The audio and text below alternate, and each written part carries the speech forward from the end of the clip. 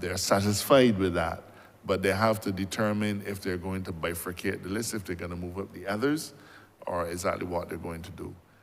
There are countries now that have been taken off the FATF grey list, Jamaica, that finds itself a year after us in exactly the same boat. So there's a very serious disconnect, and it's going to have to be dealt with. We are going to face exactly the same issue again in another 2 years. This is not a case where you're off and you're off for good. A fifth round will start in 2027. So in 2027, we once more have to subject ourselves to the question, are we meeting all of the requirements? Are we meeting all of the prudential norms that are set for us? Are we compliant? They're going to do a review of all of our systems, a review of all of our regulators. They're going to do everything that they did before to determine if we're compliant. Now, the thing is, we found ourselves subject to the regime because we had reached the threshold. It's called broad money. The amount of money in the Barbadian economy exceeded $5 billion. And that, as long as you exceeded $5 billion, you fell into that review process. Obviously, that was an arbitrary number, and it caused countries like ourselves tremendous hardship. The FATF has changed the criteria. So they've now said that the value of broad money that must be circulating in your economy is now 10 billion US dollars. If I said 5 million, I apologize, I meant 5 billion US. But they've now changed it, they've now raised it to say 5 billion US dollars. If you meet these criteria, including your broad money being to a value of 5 billion US dollars or more, you have to go into the review process. Now, I'm told by the economists that we're not likely to pass that threshold. But there's another problem, because there's an or if you're a highly indebted country. And under the World Bank assessment, Barbados is a highly indebted country. So that we escape through one mechanism, but we are likely to get caught in a second one. So it is quite possible that we may find ourselves up for review, but I can say that this year's estimates makes adequate provision, in my view, for a number of things, a number of projects, including training and so on, some of which we've already started to make sure that we are able to satisfy the assessors in 2027, that Barbados continues to be a jurisdiction that meets all of the requirements, and hopefully we will remain off of the FATF grey list, and by then hopefully we'll be off of the EU blacklist. I know that this may seem a little bit of a challenge, but for members to understand its importance. But let me end by saying this. 2 years ago, or 3 years ago, a Barbadian company bought a company in Poland. Now, that in itself is a remarkable achievement, because for many years we've been saying Barbadian companies have the capacity to become global players. So this Barbadian company, owned by Barbadians, bought a company in Poland. Poland is in the EU. Because Barbados was on the EU blacklist, the EU bank said, we are not doing any business with Winner. We're not doing any business with Barbados. Do not even try to send any money up here. Now, the thing about owning a company is that you're going to be able to pay for it, and then as a shareholder, you have obligations. But the commercial banks determined that they were not going to do any business with this Barbadian entity because we were on the EU blacklist. That Barbadian company had to give up, had to surrender that investment.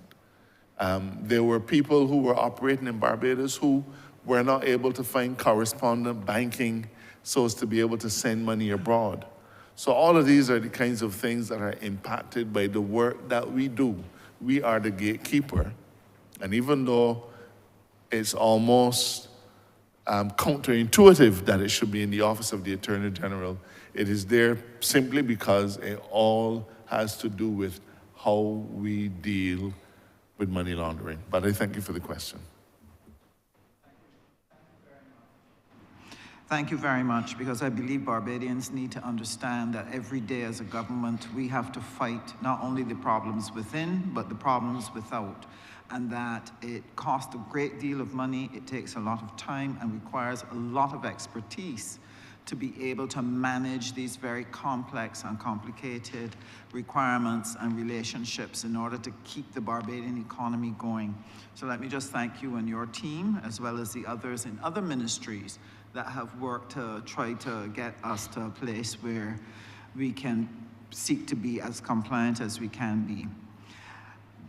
The good people of St. James South are always paying careful attention to what we do as a government. And there was a question put, I believe it was touched on slightly earlier by the Honourable Member for the City.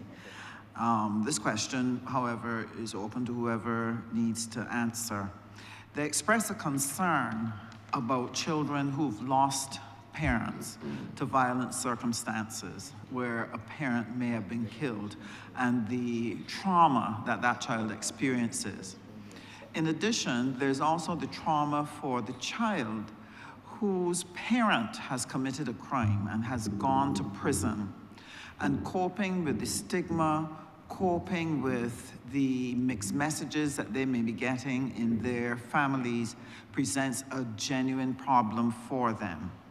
And the question is, what is it we are doing to be able to support children of persons who have either experienced violence or have been killed, or their parent has committed a crime? And what are some of the things that you think we also need to do as other members of the society to help support the work that you're doing in that area? I'm going to allow the member for the city, the Minister of State, to respond. But let me just take you back to a few questions ago when we talked about victim support. And I'd like to reiterate the comments that we made in relation to victim support.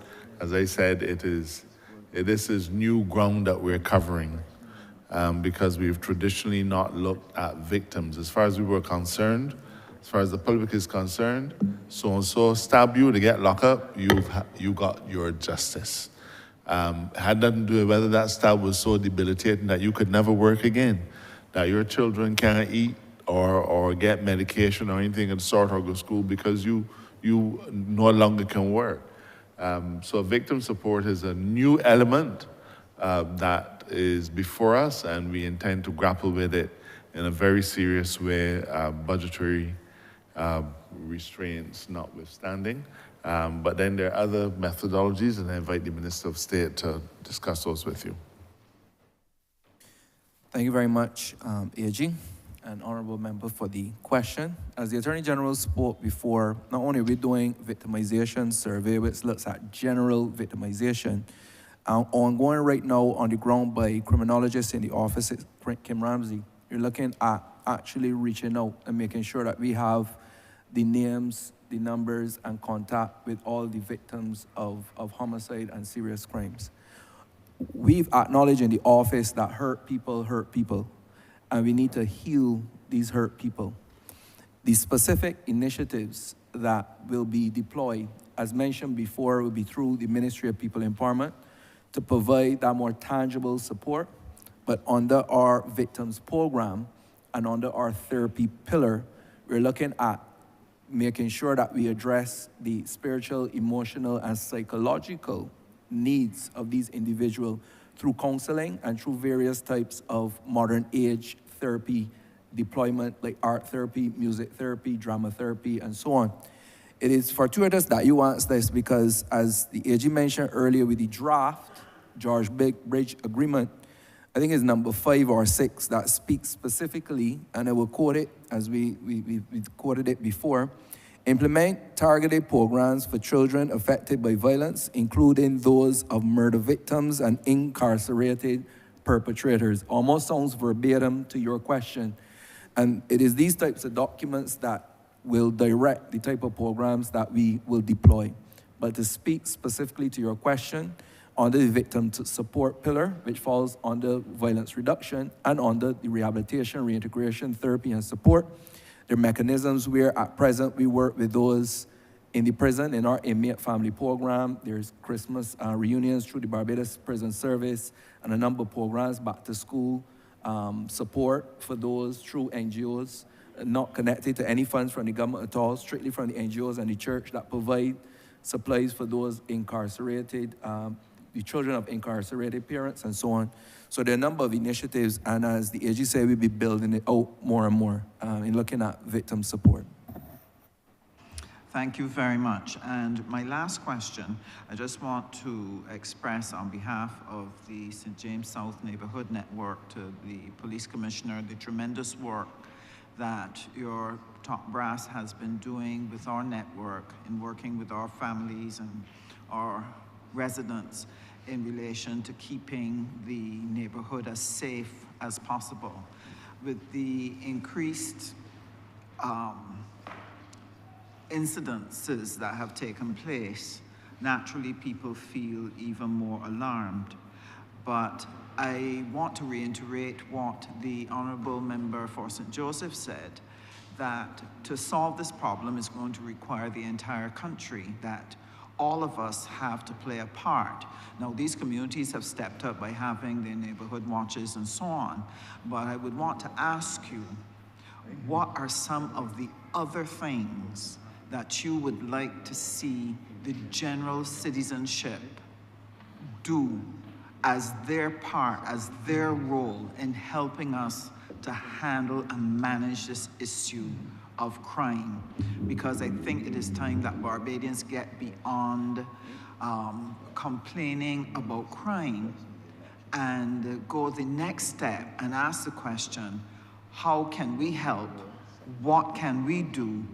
And how can we be empowered to do this? So if you could just share with us what as citizens we need to do to help make this work, it would be appreciated. Thank you, Honourable Member. I'm going to ask the Commissioner of Police to address this. Thanks. Your observation is appreciated, I must say. And for us, over time, we have worked with various communities, not only in St. James South, but throughout the country. And for us, where that is concerned, we are going to reinvigorate those neighborhood watches. One, that is something that has fallen by the wayside, and I believe that we need some new blood and injection where that is concerned. So we would target those districts. You mentioned a particular area, which was under some problems recently, that I guess that you're fully aware of. And that is something that we need to do.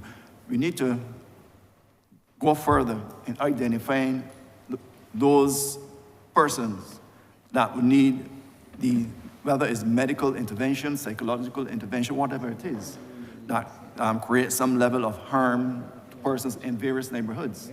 So our officers, when they attend to these reports, they should capture all relevant information and identify persons who are in need of help and work with other government agencies to come in and lend that type of support for those persons to have them get the level of medical attention, whether it's psychological or whatever.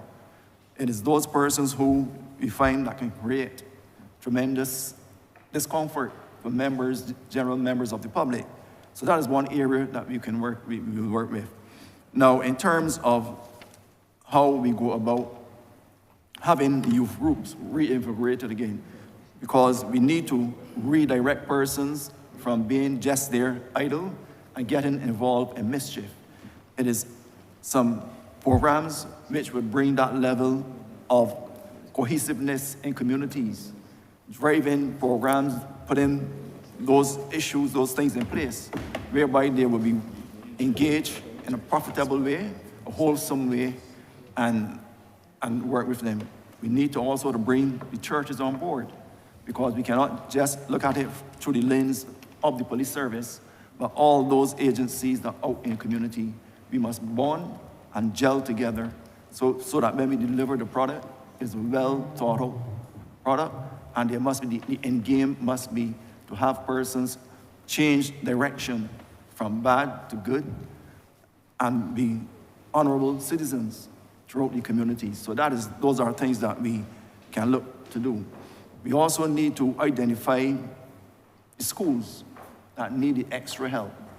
We cannot escape that there are some schools that would need the help from my community officers and station managers, also to interact and engage, whether it's head teachers, whether it's ordinary teachers or whatever. Those persons who are in a situation whereby they are teachers, guidance counselors or whatever, all those persons we would need to bring on board and work with them. Because we cannot, as I mentioned already, we need all help, all hands on deck to get the situation really brought under control. So we will continue to try and deploy our resources in these problem areas whereby we can accomplish our objectives in terms of having each and every community safe and well sound in terms of living comfortably and walking about without being alarmed, harassed, or whatever going forward.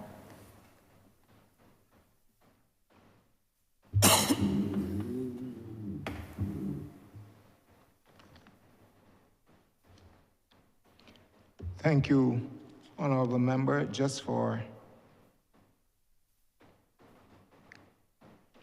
clarification and that we understand,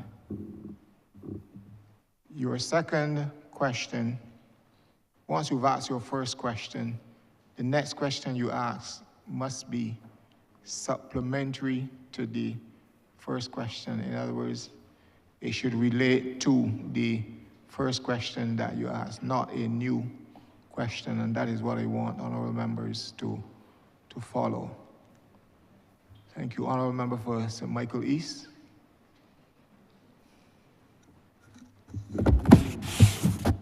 Thank you, Mr. Chairman. I start to feel a little alienated from the center of the debate, because I thought you felt that since I was on this side, it was part and parcel of the opposition. And I was wondering if that was influencing your thoughts. No, not at all, Honorable Member. I know there's some suspicion about that. Not at all, Honorable Member. Yeah. No. I think we have to reconnect with the seriousness of this debate. Concepts of crime goes as far back to the biblical times with Cain and Abel. And minor issues sometimes influence people to get engaged in serious felonious acts, such as murder, and probably treason too. We have so many thinkers over the years that try to address issues related to the values, the breaking down of values in society. Thomas Hobbes said, the life of man is nasty, solitary, and brutish and short. I think that is something that we must all reflect on. Everybody would like to live over 1,000 years if possible, but we know that Hobbes was right in that context. Nietzsche was even more dramatic, but extremely clear. When Nietzsche looked at the collapse of values in the society, which are schools and churches, and institutions of such moral groundings exist, Nietzsche said, God is dead. He didn't mean literally God. Some people with simple minds would believe that he said literally God. He was saying that the attributes of decency and stability rest in the values of man. And God was at the center of giving the directions to those stabilities. we watch them collapse every day, one by one. The schools cannot hold anchor. The churches can't. The police force can't. I think that we all, as parliamentarians at the highest levels, we can't either. But collectively, if we recognize the principle of being our brother's keeper, we would be more deeply involved in the importance of this debate.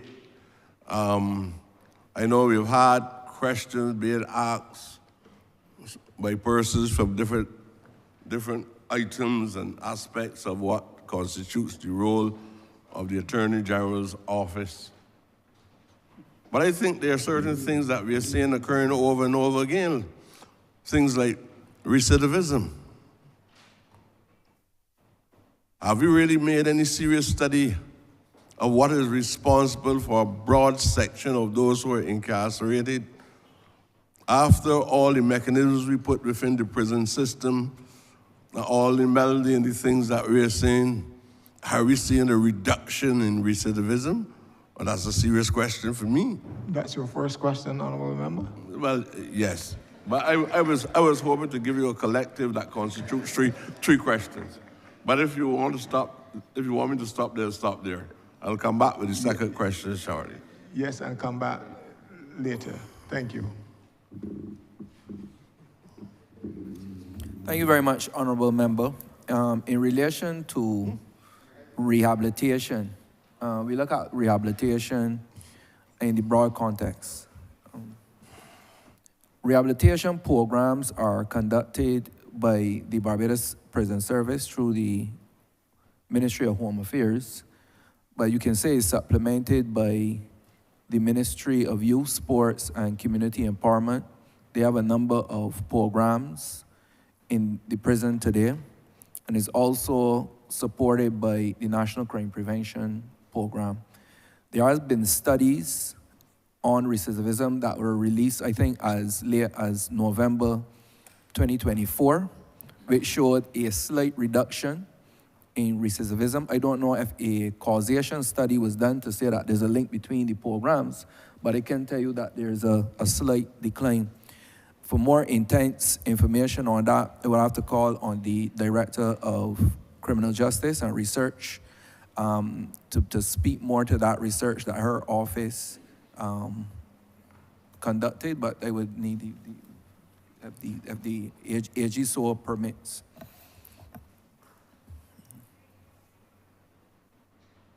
Yeah, I'm calling on the Director of Criminal Justice.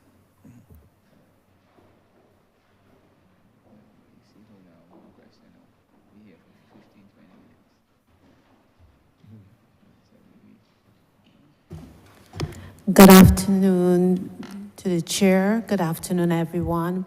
My name is Cheryl Willoughby. I'm the director at the Criminal Justice Research and Planning Unit.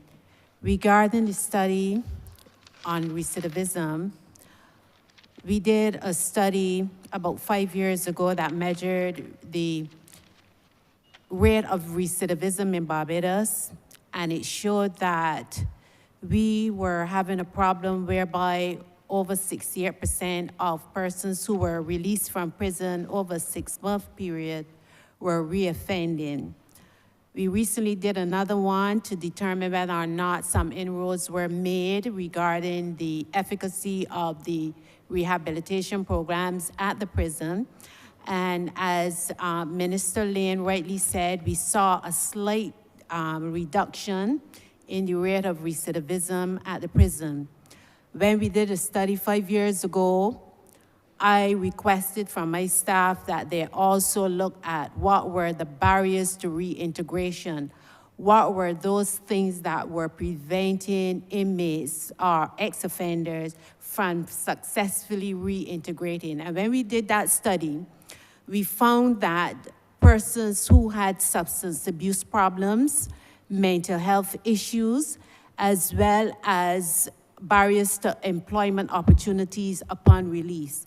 We spoke to a number of employers who were very, very keen on responding to our questions, And some of the answers that were given was that they were not comfortable employing persons who had convictions, who had criminal records. Also, what we found was that those persons who were released from prison, who were having serious mental health issues, there were no follow-up to some of the problems, the social problems that they were having. Also, these persons were going back into communities from which they came from, and there were no systems in place at the community level to address the socioeconomic problems that existed that would have perpetrated them offending in the first place. So what we have determined is that we need to also follow up as far as through care system, making sure that when persons are incarcerated and we recognize at the level of the prison that they have mental health issues and other social problems, that there's follow-up care afterwards. I know after a person is released, they have constitutionally done their time in prison, but there must be a system in place where persons can receive help, especially if we are to put a dent in the problem of crime and reoffending. What I must say is that we have, when we talk about recidivism, we also have to look at some of the offenses that persons are reoffending or recommitting after they've been released. And we found that persons who have been convicted in the first place for drug problems, they're the ones who are at the primary list of those persons who are reoffending, as well as persons who were convicted in the first place for property offenses or acquisitive crimes. So these are areas that need immediate intervention. What I will say is that within the Office of the Attorney General, in my department, we also have the mandate of planning, and we have embarked on a system where we meet with all of our partners to look at our findings, and these partners span the entire social services of Barbados, including our criminal justice partners, and we seek wherever possible to look at possible solutions to the problem.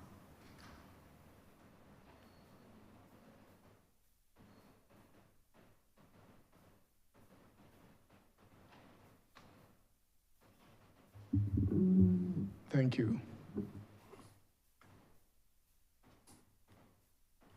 65% are returning to prison. There's some call close to that. Yes. That's not a question, sir. Or rather a rhetorical question. I personally don't consider that to be good enough. It says that there's something that we must do that we're not doing. I would expect that within the prison system, there would be mechanisms that will help to repair the psychological damage that was done, since I do not believe that any human being on the face of the earth is born a criminal. There is something that is happening that we are producing so much criminal elements. Do we have the social psychologists or the criminologists in the appropriate numbers and quality that are engaged in a program within the prison system that will help us to be able to restore the inmates to some level of sanity and not necessarily seeing them as criminals, because this is irrational behavior that we're addressing. I don't like the idea of starting off with anybody is a criminal. It doesn't sound right to me. It's something the master has made a mistake. So I would like to know if you have the required mechanisms and the professional staff to address these issues, and if you could give me a quantitative assessment of the numbers and also a qualitative assessment of those people who are responsible for executing their responsibilities within the prison. Mr. Chairman, I'm happy to engage in the dialogue, but in as much as the nub of the honourable member's presentation is to do with recidivism, and while I fully agree that the criminal justice system is an integrated system, so we can't chop off pieces and so on. Matters relating to what happens to an individual post-conviction do not fall within the portfolio of the Office of the Attorney General. Matters of reform of a person who is incarcerated used to be, but since the bifurcation of this ministry and that of the Ministry of Foreign Affairs, those questions may more properly be directed to a different minister. But I am happy to have the discussion because some of the work that is being done in the National Peace Program is directed towards individual and to try to prevent recidivism. But in terms of what happens to them while they're in prison, that is really that's a different minister's portfolio. So I don't want to be unfair to the director of the Criminal Justice Research Project.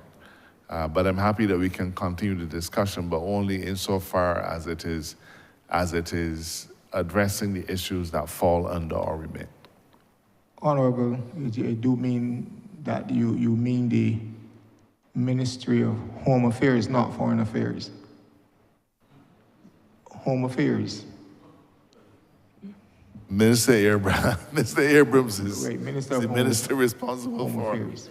Home Affairs.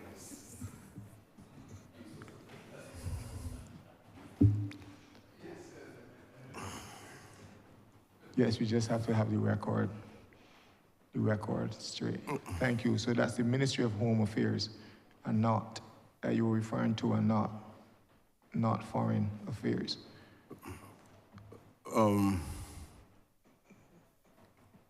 It says that there's a vacuum, a void in administration. There will have to be some integrated link between the individual ministries, some kind of committee that allows persons who sit on the unit within the Ministry of Home Affairs to have that link in a committee that is part of the Attorney General's office.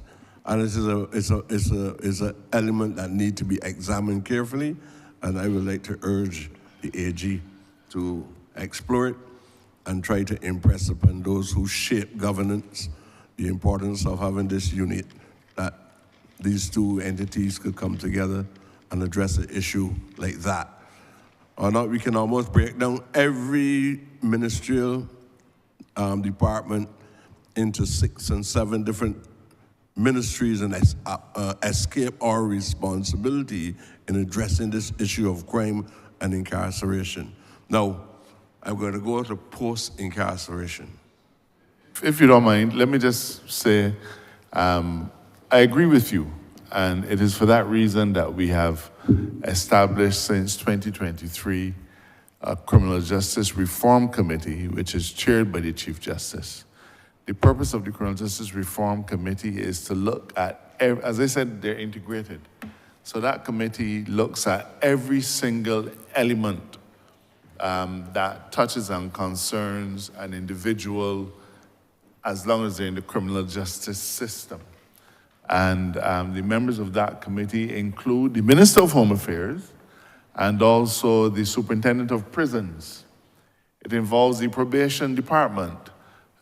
So we have a body that is established to ensure that instead of dealing with these discrete areas as unconnected concerns, that we look at them holistically. So that body does exist, so that the superintendent, the Bar Association is a member of that body. So there is a connection, because we recognize that when people go through the system and come back out, we run the risk that they fall back into the system again.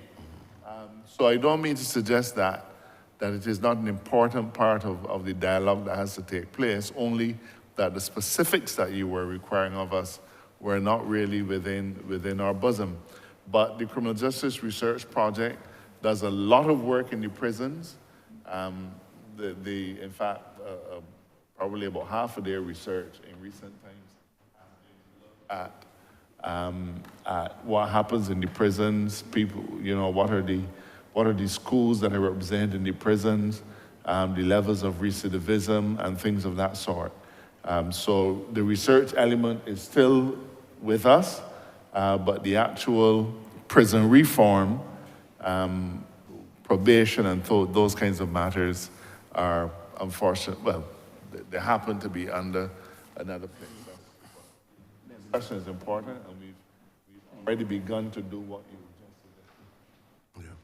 Yeah. I'm just sorry that there's only 3 questions, but Mr. Chair. You can come again. In the post-incarnation dialogue, I think that we also have a duty to look at reintegration.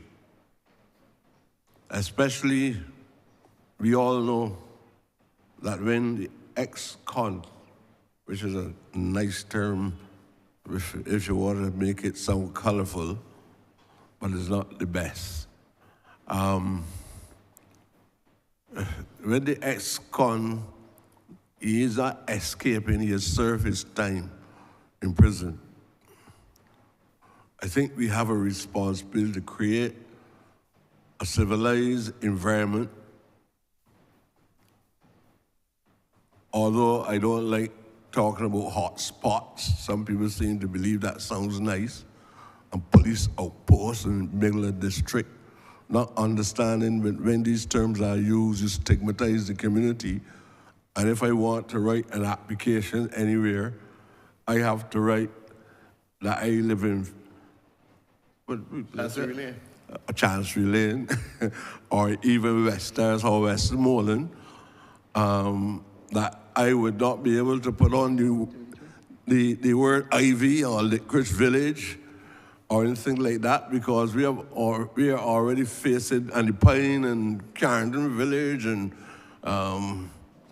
the places, they are places, and we already got to face the reality that some of these areas are seen as gaps and housing areas and so on, these are hot spots. And I believe that we are trying to build a new society, and we don't have to park terms used by other people when addressing issues related to our people. As soon as you use a word that stigmatizes the community, even the police force and the judiciary starts with a bias, and therefore justice is not obtained if you come from the Pine, if you come from Silver Hill. And I know people write applications and send the applications with their aunt's address from Chancery Lane. I believe that, sir, and I'm asking, at this juncture, are we looking at some kind of units that during the transitory period from prison back into the mainstream of society, that a man who is released from prison this evening, and even his mother and father is running from him, can't we set up a system where the person is allowed to stay, not without having the freedom of going when he wants to go, but being able to stay until he reintegrates himself back into the mainstream of the community and his family. It is even suitable in terms of people who don't have professional skills. And when they go to ask for a job and say, where were you working before and how long? They're going to tell a lie.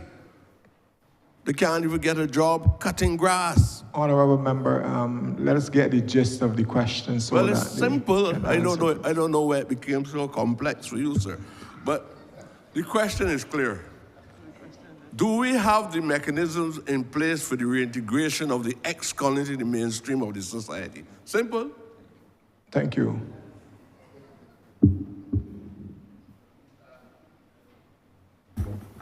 Mr. Chairman, the simple answer to this question is no. The system does not have any arrangements for public support for incarcerated persons once they come out. There's no doubt that things of that nature would be desirable, but I remind you of the comment I made earlier that as far as the system that we inherited is concerned, you get locked up, you come out, that's a matter for you. You get locked up, justice has been delivered to the victim. Barbados has changed as a society though, and I believe that the time is right for us to have these discussions. But like most things, we have to determine how do we prioritize our public resources. Do we give, does the government, I'm not proposing an answer, but let's posit the question. An individual from the constituency of, let's say, the Pine, somebody from the Pine is desperate for a house for them and the children.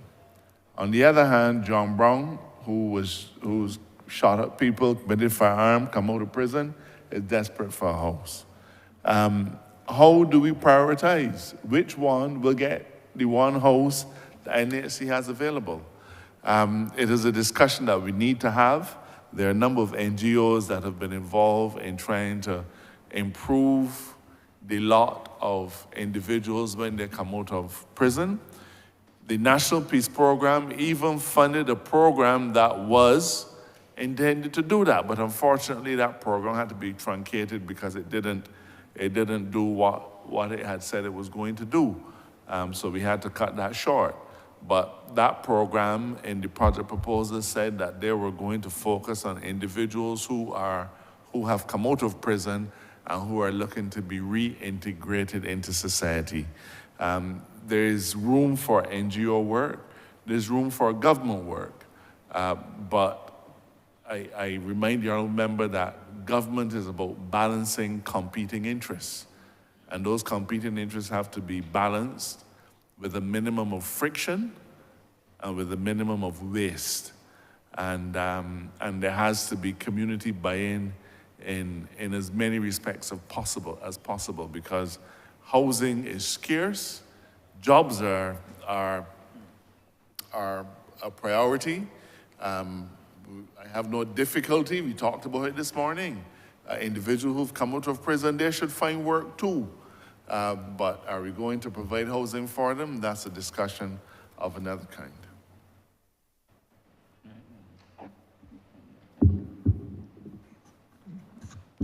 I just want to thank the AG and you too, sir, for allowing me to put a few simple questions with the hope that it will help us to find a new way of doing things in order to address some of the problems. So I hope that there was some suggestions in the questions that I asked as well. Thank you. Honourable member for St. James North.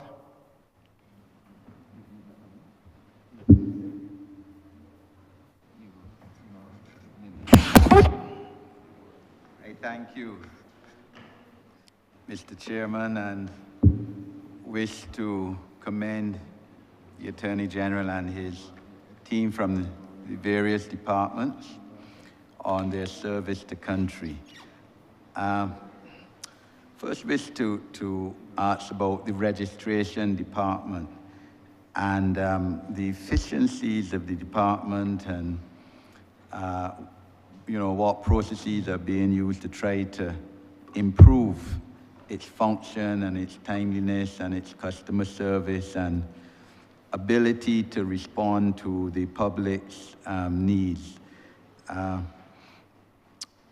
We know that, for example, applications for probate or letters of administration of estates have been, over the years, taking too long a time. When I first started to practice, almost 40 years ago, I remember the first application I did for probate of a will took 4 months. It now takes much longer than that.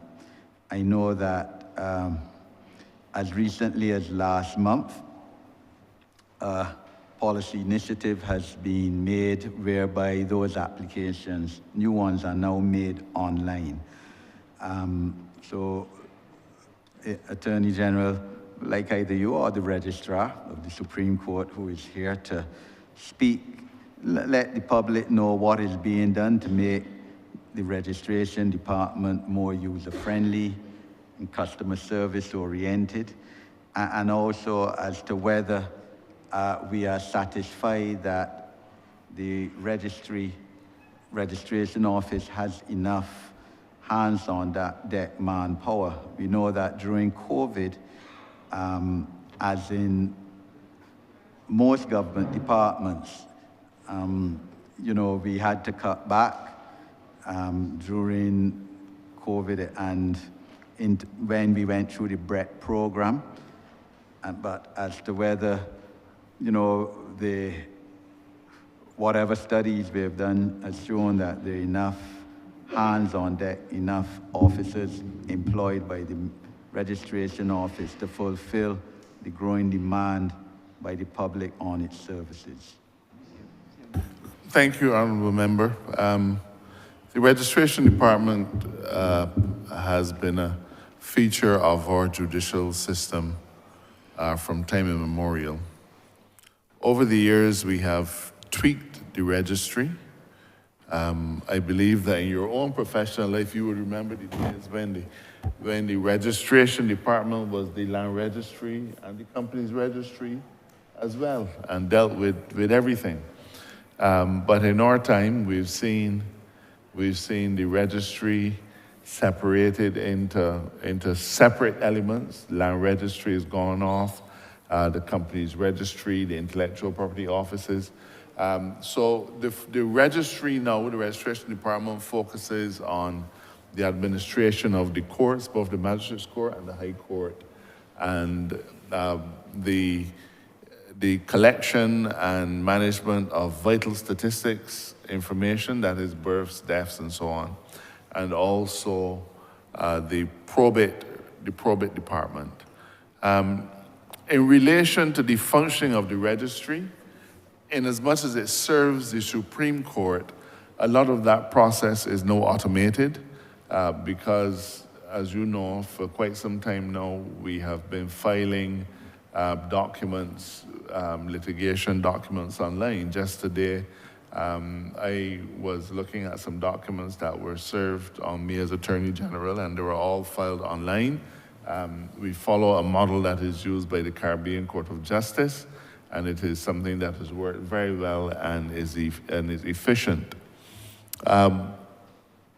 In terms of the births, the vital statistics, births, deaths, and so on, it is planned that that responsibility will be taken away from the High Court Registry and be moved to the Electoral and Boundaries Commission, where it more properly belongs.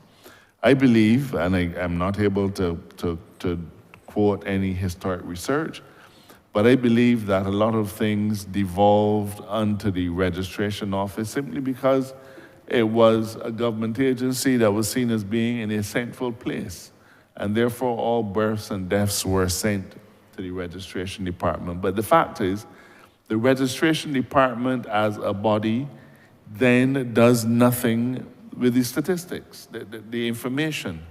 They don't process it. There's nothing that they're required to do with it except churn out birth and death certificates when called upon to do so.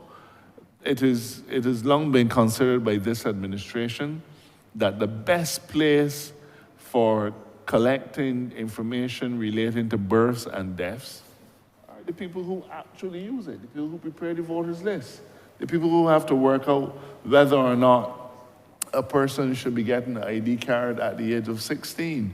What happens now is that the information comes in, and then we do something called a data dump. Now, this data dump used to take place it used to happen often in the earlier stages, but then it began to slip. So you would get a data dump every month. You would get a data dump every 3 months.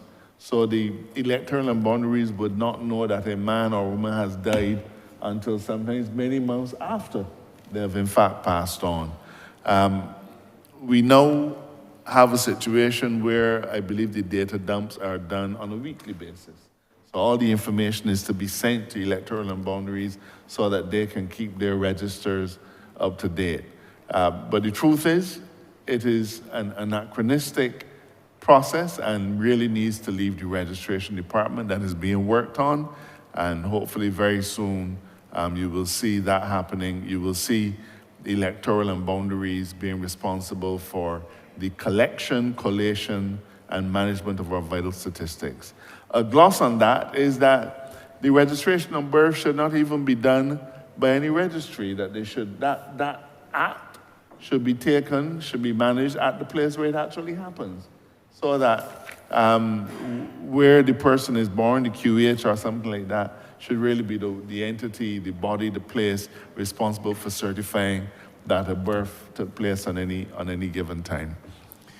The big challenge that we have in the registration department, though, has to do with the question of probate.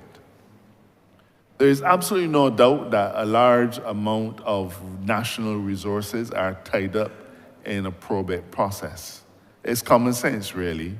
For as long as an individual is unable to administer an estate, you have assets that are locked away and cannot effectively be used for the generation of wealth, that can't be used to satisfy debts, that can't be used to allow people to get on with their lives.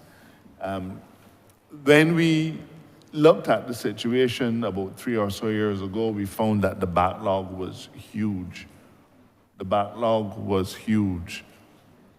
My first initiative, in order to help to get rid of the backlog, Honourable Member, was to engage experienced attorneys who are experienced in probate matters, to review the probate files, and based on that review of the probate files, the files will go forward to the registry for sign-off. But it wasn't any probate file. Their job really was to help us to clear the backlog. So they went in. At one point in time, we had engaged as many as 5 senior attorneys, people with substantial experience in probate matters, and their job was to tackle the backlog, help us to get rid of the backlog.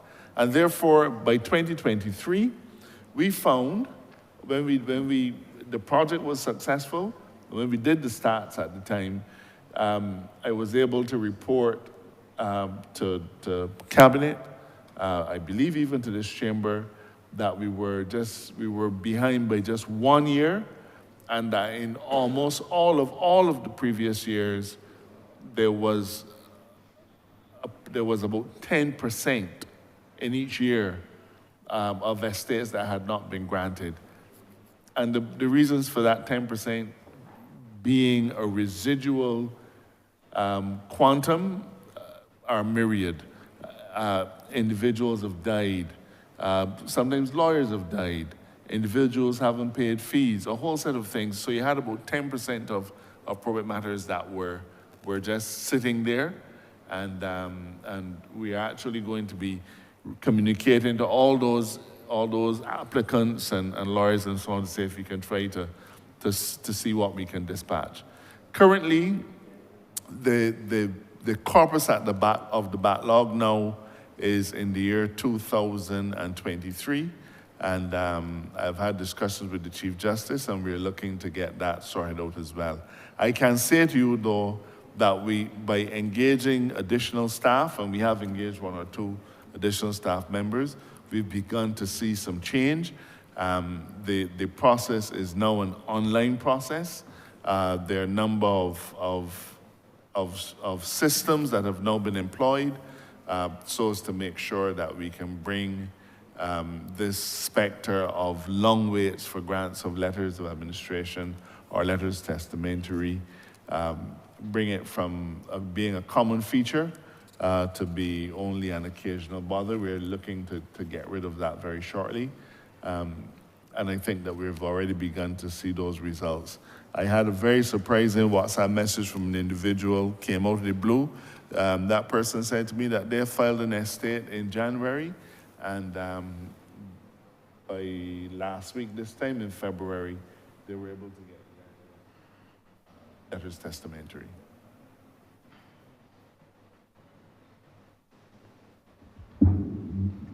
Thank you, AG.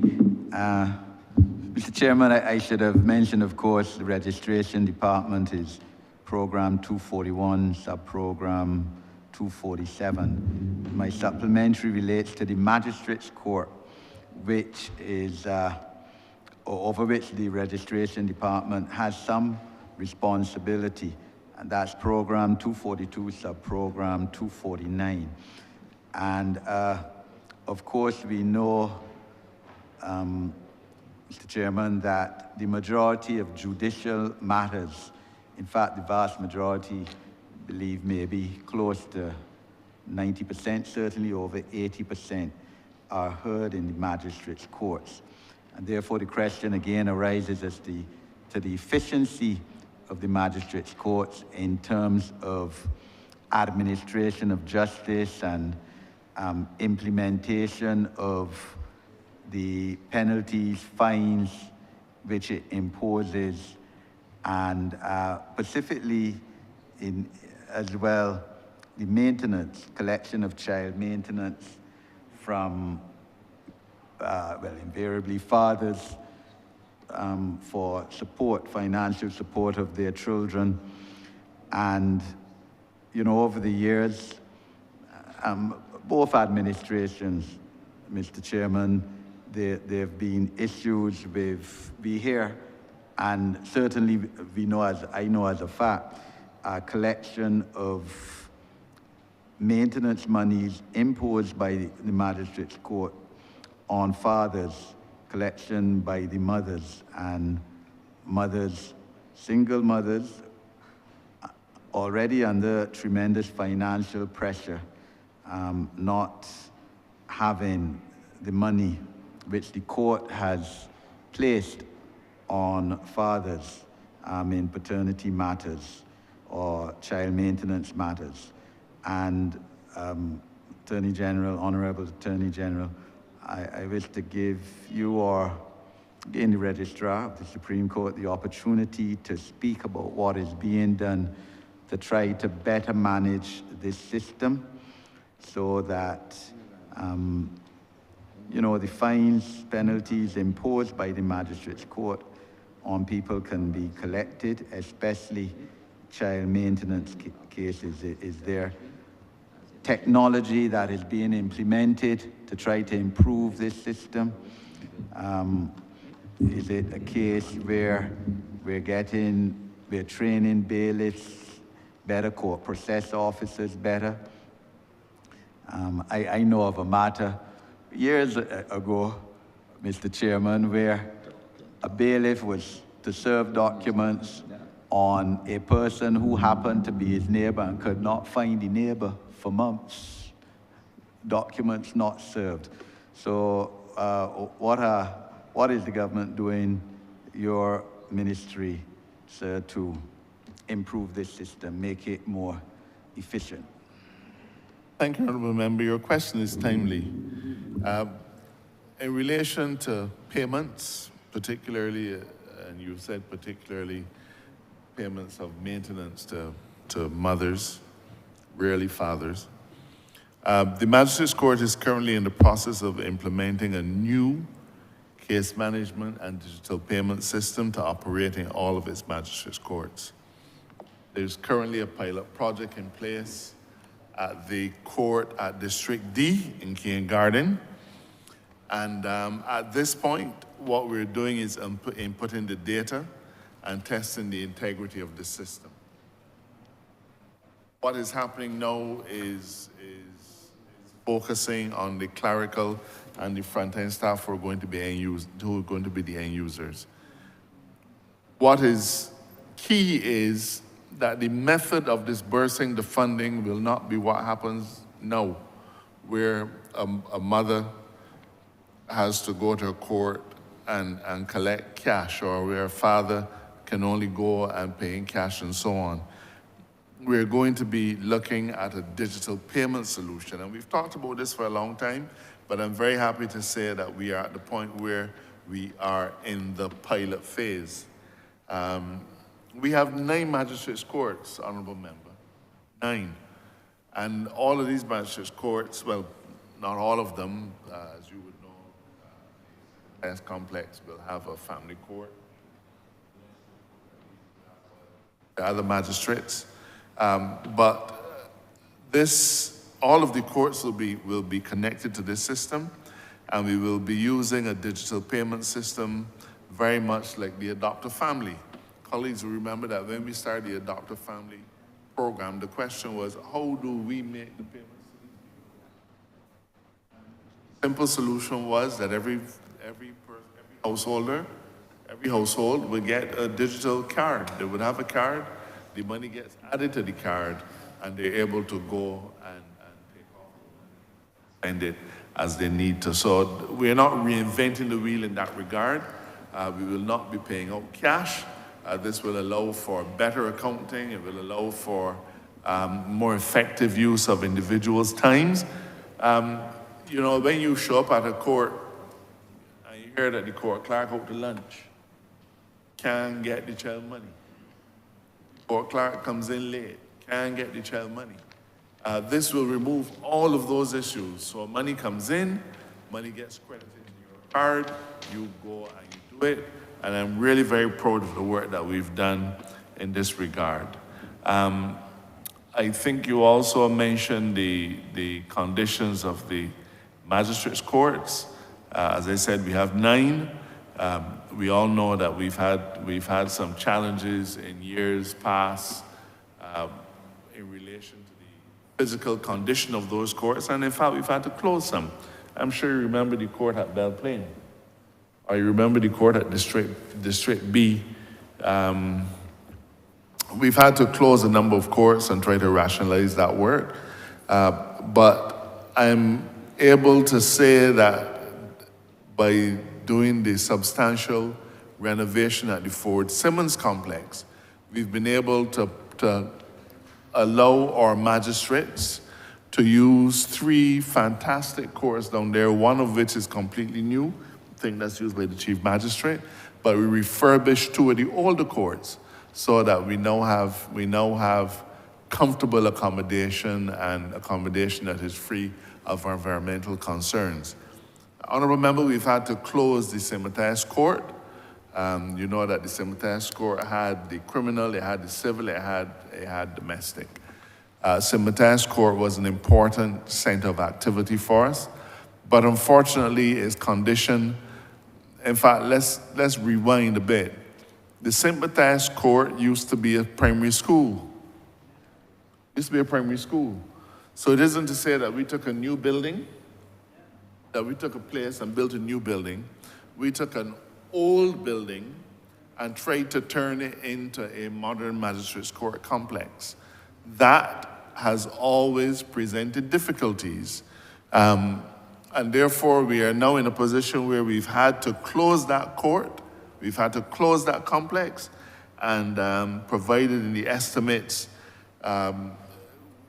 for this year will be some work to start a completely new project at St. Matthias Courts. That is going to run over a 2-year period, financial year 2025-26 and 26-27. And the projected cost of that upgrade is the sum of $5,398,000. And so we're looking to do that work there. The magistrates courts are going to benefit from a significant computerization program, which is intended to start in the coming financial year as well. We're getting some support from donors from overseas, but I think most of the funding is going to be from us, and therefore we will see the magistracy and the magistrates court system benefiting from significant computerization in much the same way that the Supreme Court is computerized. Honourable Member, there are going to be some decisions that we have to make, though, about the magistrates courts. The magistrates courts do not function all day, and that is a problem. That is a problem. It is a problem, in fact, when any of our courts do not function all day. Our police stations function all day, our schools function all day, all of the government's departments will function all day. But unfortunately, we have some magistrates courts that start late and early. And that is not an efficient use of our facilities or our manpower. And I've had discussions with the Chief Justice and asked him to let us sit down and see how we can address those issues. I don't know if I've covered everything that you've raised, but if there's anything else, I'm happy to come back. Thank you, Attorney General. Mr. Chairman, just checking, I have one more question or two. I'm allowed. Haven't asked two. Is it a related question to your first question? No, it isn't. So, No, the standing orders say it must be related. There's well, three supplementary questions. Okay, well, related to your first question. I'll relate it then, sir. I'll relate it.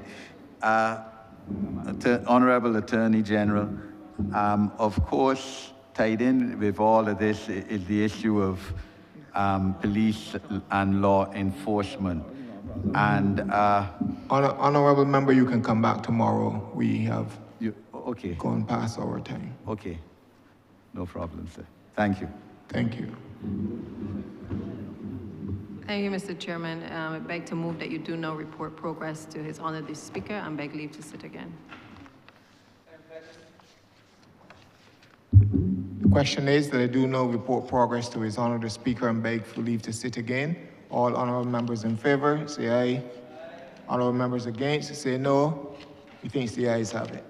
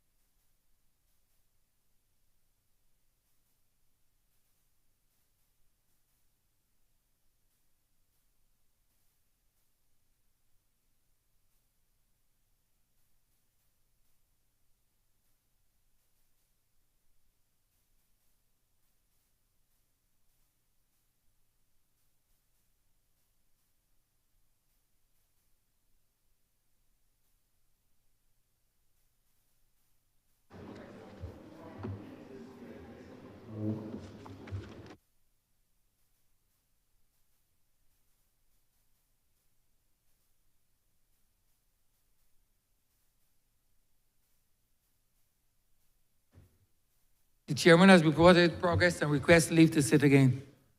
Honourable Leader, Government Business. Thank you, Mr. Speaker. I beg to move the suspension of Standing Order 67-3, which specifically the provision which speaks to us being able to not have more than 6 hours being allocated to the debate on a particular head. 67-3. Huh? Wait. Honourable member, you need to revert to government business first. Go ahead. Continue.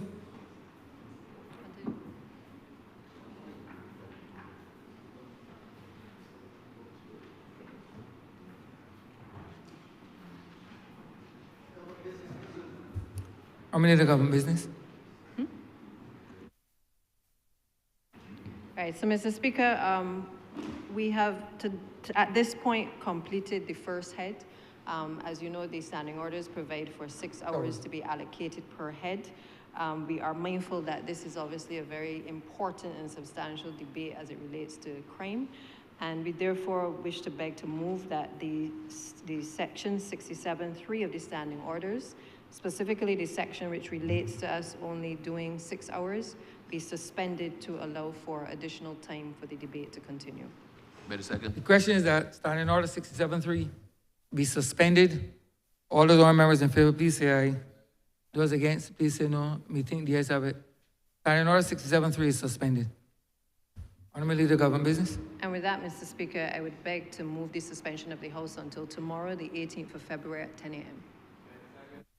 The question is that this honourable chamber be suspended until 10 a.m. tomorrow. All those honourable members in favor, please say aye. Those against, please say no. Me think the ayes have it. Could I kindly remind all members,